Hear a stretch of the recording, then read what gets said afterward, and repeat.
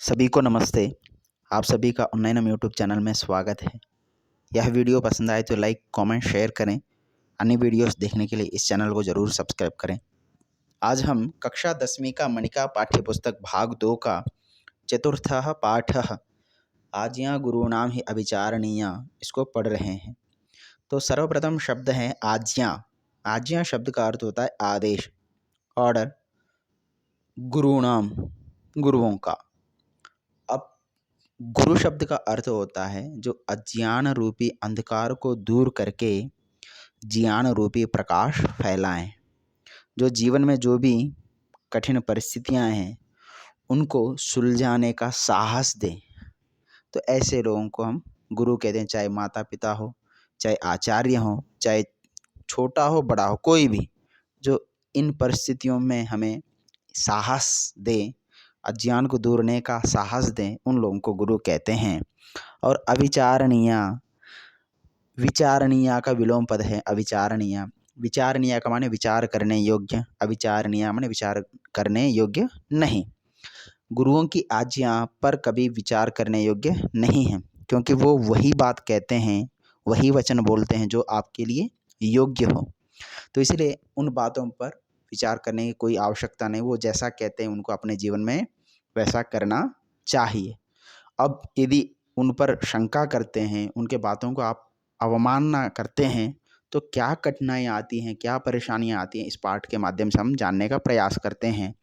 पाठ प्रारंभ होता है अद्य शिक्षक दिवसः, आज शिक्षक दिवस है। आचार्य महोदय कक्षां प्रविशति, आचार्य महोदय कक्षा में प्रवेश करते हैं। शिष्याः गुरुवंदनां कुर्वन्ति, शिष्य गुरुवंदना करते हैं। अज्ञानतिमिरान्धस्य ज्ञानाञ्जनशलाकया चक्षुरुन्मीलितं येन तस्मै श्री गुरवे नमः। अज्ञान रूपी तिमिर अंधकार का ज्ञानांजन रूपी शलाका के माध्यम से चक्षुरुन्मीलितम आंखें खोली हैं, ये न जिसके माध्यम से तस्मै उस श्री गुरवे शोभायुक्त गुरु को नमः माने नमस्कार। उस गुरु को मेरा नमस्कार है जिन्होंने घना अज्ञान रूपी अंधकार का ज्ञानांजन रूपी शलाका से मेरी आंखें खोली हैं, उस गुरु को मेरा नमस्कार है। तो इतने में आचार्य प्रविश्य प्रवेश करके अहो अतिमधुर स्वरः, अतिमधुर स्वर है। वत्साः भवन्तः जानन्ति किम अत्र कस्मै प्रणामः क्रियते। बच्चों आप जानते हैं यहाँ पर किनको प्रणाम किया जा रहा है। राकेशः विचिन्त्य सोच करके तस्मै श्री गुरवे नमः, उस गुरु को मेरा नमस्कार है। अत्र तो गुरवे एव प्रणामः क्रियते, यहाँ पर गुरु को ही प्रणाम किया जा रहा है। आचार्य शोभनम, गुरु इति शब्दस्य कोऽर्थः, आचार्य ने कहा बहुत अच्छा, गुरु शब्द का क्या अर्थ है। इतने में सुमेधा कहती है ना आचार्य एवं, निश्चय ही आचार्य ही है। आचार्य शोभनम परम भवन्तः जानन्ति किम गुरु शब्दस्य अन्येपि अर्थाः भवन्ति। बहुत अच्छा, परंतु आप जानते हैं क्या गुरु शब्द का अन्य भी अर्थ होते हैं। ऋचा किम अस्य अन्येपि अर्थाः भवन्ति, तो ऋचा ने पूछा क्या इसके अन्य भी अर्थ होते हैं। तो इतने में आचार्य कहते हैं आम शब्दार्थम दृष्ट्वा वदन्तु, शब्दार्थ को देखकर बोलिए।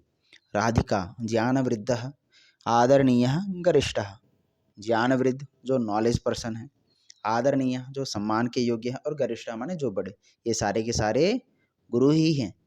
फिर आगे कहा आचार्य आम ज्ञातव्यम यद ज्ञान वृद्धः यदि बालोपि स्यात् सोपि पूजनीयः। हाँ जानते हैं कि ज्ञान वृद्ध यदि बालक भी है, बच्चा भी है, सो भी तो भी वह पूजनीय है। तो अभिषेक आम अस्माभिः पठितमपि, हाँ बिल्कुल हमारे द्वारा पढ़ा भी गया है। अष्टावक्रस्तु 12 वर्षीय एव आसीत् परंतु सर्वैः वन्द्यः जातः, तो अष्टावक्र है केवल 12 वर्ष का था, परंतु उस समय सभी के द्वारा सम्मानित हुआ था, पूजनीय था, पूजा किया जाता था उसका। तो इतने में आचार्य साधु एवं युष्मासु अपि कश्चित् स्वविद्यया ज्ञानेन च गुरु भवितुं शक्नोति। बिल्कुल सही कहा, ऐसा ही तुम्हारे में भी कोई अपने विद्या और ज्ञान के माध्यम से गुरु हो सकते हैं। ऋचा किम सत्यम, क्या सच है।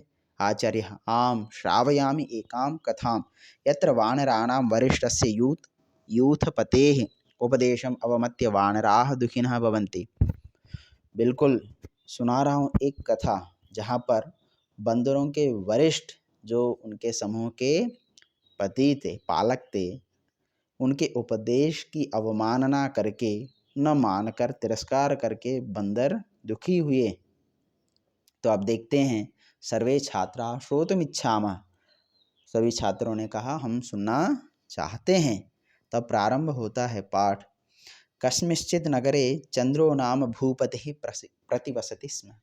किसी नगर में चंद्र नामक भूपति राजा रहते थे। तस्य पुत्राः वानर क्रीडारताः वानरयूथं नित्यमेव विविधैः भोज्यपदार्थैः पुष्टिं नयन्ति स्म। और जो राजा थे चंद्र, उनके बच्चे हमेशा बंदरों के साथ खेल में लगे रहते थे, खेलते थे उनके साथ, और उन बंदरों को वे बच्चे नित्य ही भिन्न भिन्न प्रकार के भोजन पदार्थों से पुष्ट किया करते थे। तस्मिन् राजगृहे बालवाहन योग्यम मेषयूथम आसीत्। और उसी राजगृह में बच्चों को वहन करने के लिए ले जाने योग्य एक मेषयूथ माने भेड़ों का समूह भी था। तेषां मेषानां मध्ये एको मेषः जिह्वालोलुपतया अहर्निशं महानसं प्रविश्य यत् पश्यति तद् भक्षयति। उन्हीं भेड़ों के बीच में एक भेड़ अपने जीव के लालच के कारण दिन रात पाकशाला में प्रवेश करके जो कुछ देखता उसको खाता है। तेज सूपकाराः यत् किंचित् काष्ठं मृण्मयं भाजनं कांस्य ताम्रपात्रं वा पश्यन्ति तेन तम आशु ताड़यन्ति स्म। तो वहाँ पर जो काम करने वाले जो रसोइया थे, वे सूपकारा माने रसोइया, वे सूपकार भी क्या करते थे, यत् किंचित माने जो कुछ भी, लकड़ी, मिट्टी का पात्र, कांस्य एवं ताम्र पात्र को देखते उसी से उसको मारते थे।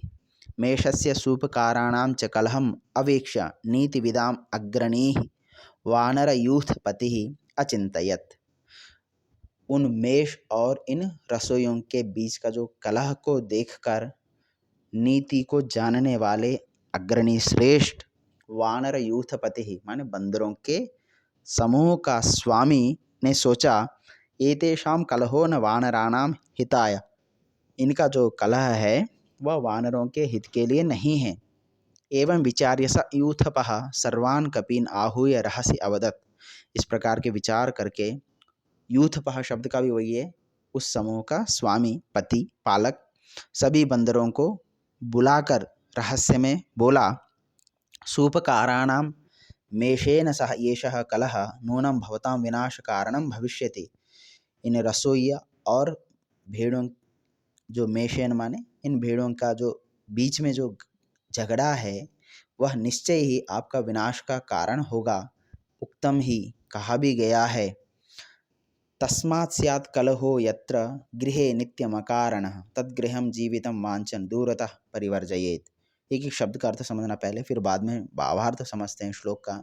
तस्मात् इसलिए, स्यात् हो कलह झगड़ा, यत्र जहाँ, गृहे घर में, नित्यम अकारण हमेशा अकारण है, बिना कारण ही, तद्गृहम उस घर को, जीवितम जीवित, वांछन चाहते हुए, जीवित रहना चाहते या जीवन चाहते हुए, दूरतः दूर से ही, परिवर्जयेत छोड़ देना चाहिए। जिस घर में नित्य ही बिना कारण ही झगड़ा होता हो, यदि आप जीवित रहना चाहते हैं तो उस घर को दूर से ही छोड़ देना चाहिए। यह है इसका तात्पर्य। अब आगे, ततः सर्वेषां संशयो न भवेत्, और सभी लोगों का किसी प्रकार का कोई क्षय ना हो। तदेतत् राजभवनं परित्यज्य वनं गच्छामः। तो इसलिए हमें इस राजभवन को छोड़कर वन चलते हैं। यतः कलहान्तानि हर्म्यानि कुवाक्यांतं च सौहृदं कुराजान्तानि राष्ट्राणि कुकर्मान्तं यशो नृणाम। और भी कहा है, क्या कहा है? पहला शब्दार्थ, कलह अंतानि, कलह माने झगड़ों से अंत होते हैं। क्या? हर्म्यानि महल, राजमहल झगड़ों से अंत होते हैं। कुवाक्यांतम च सौहृदम, कु माने गलत वाक्य, गलत वाक्यों से अंत होता है क्या? सौहृदम मित्रता।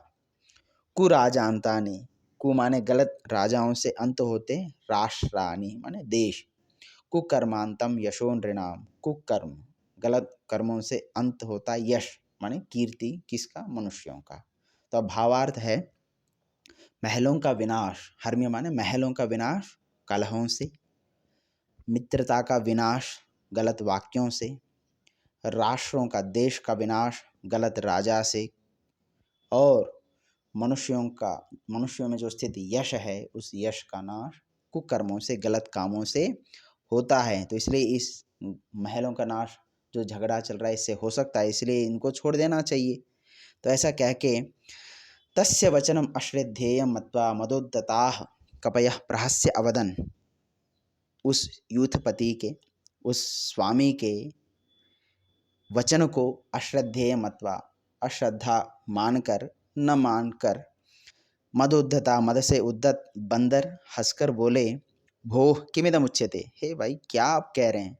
न वयम स्वर्ग समान उपभोगान विहाय अटव्याम क्षार तिक्त कषाय कटु रुक्ष फलानि भक्षयिष्यामः। न वयम, न माने नहीं, वयम माने हम सब नहीं क्या स्वर्ग के समान उपभोग के योग्य जो वस्तु हैं उनको छोड़कर जंगल में क्षार माने लवण से, तिक्त माने तीखा, कषाय माने कशैला, कटु माने कड़वे, रुक्ष फलानि माने रूखे हुए फलों को खाएंगे।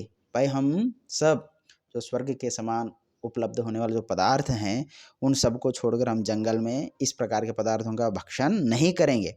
तत्श्रुत्वा, इसको सुनकर, साश्रुनयनो यूथपति, आंखों में पानी भर के जो उनके स्वामी थे वो सगद्गदम, गदगद स्वर में बोले, रसनास्वाद लुब्धाः यूयम अस्य सुखस्य कुपरिणामम न जानीतः। भाई जीभ के लालच में लोभी हुए तुम सब इस सुख का गलत परिणाम, कुपरिणाम, बुरा परिणाम नहीं जानते। अहम तो वनम गच्छामि, मैं तो वन को जा रहा हूँ। अथ अन्यस्मिन् अहनि स मेषो यावत् महानसं प्रविशति तावत् सूपकारेण अर्धज्वलित काष्ठेन ताडितः। तो जैसे ही उसने समझाया कि भाई तुम इसका बुरा परिणाम नहीं जानते, तो आज वैसा ही दिन आया। अथ तदनंतर ही, किसी अन्य दिन, आहनि माने दिन में, वह भेड़ जैसे ही रसोई घर में प्रवेश किया तो वैसे ही जो रसोईया था, पाचक था, उसने आधा जला हुआ लकड़ी से उसको मारा। ऊर्ण प्रचुरः मेषः वह्निना जाज्वल्यमान शरीरः निकटस्थाम अश्वशालां प्रविशति दाहवेदनया च भूमौ लुठति।